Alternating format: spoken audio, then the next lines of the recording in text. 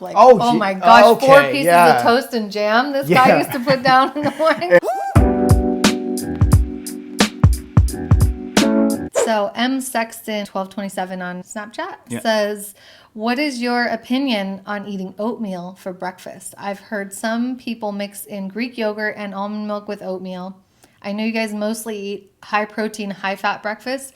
Do you ever eat high carb breakfast? I don't know if I ever actually used to eat oatmeal. I'm thinking about it now. My meal always typically in the morning was eggs.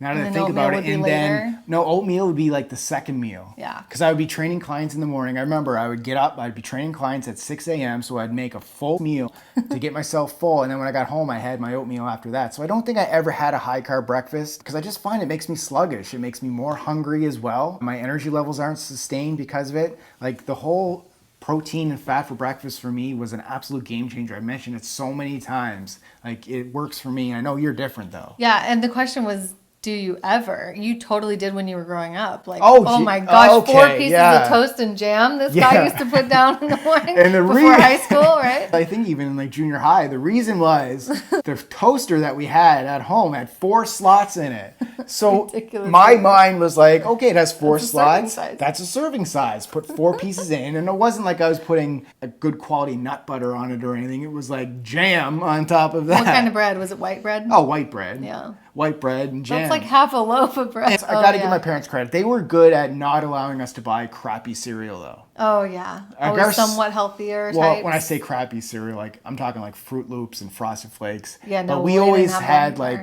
the less crappy cereal, like Corn Flakes, shredded wheat. Or like all bran or something. Yeah, Raisin Bran was my favorite. Raisin Bran today is still my favorite. Yeah. But yeah, like you were saying that I kind of feel differently about having a high carb breakfast. I actually like carbs first thing in the morning. If you just watched my What I Eat in a Day video, that was a few weeks ago, you'll see that I almost every morning will start the morning with at least like a 1/4 cup of oats or cereal or something.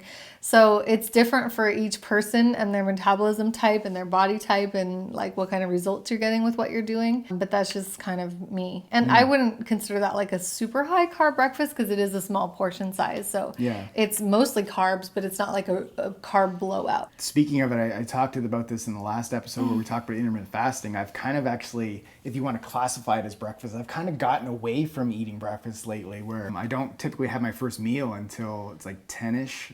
That's still breakfast though, because it's breaking your fast, right? It is. That's what I mean. Like technically, like a breakfast, most people think it's like you get up and you eat. It's at 6 or 7 a.m. But it could be at noon. If you saw my full day of eating, like you see, I get up in the morning and I have lemon water, then I have coffee. Like I'll have a coconut oil coffee, and that'll keep me in my greens drink, and that'll keep me full until I actually like eat around that time. It's not that having a high carb breakfast is wrong in any way. It's just to each his own, and you got to try and see what works for you. In my opinion's wrong. But if you want to be right in Brad's book, then you don't do it.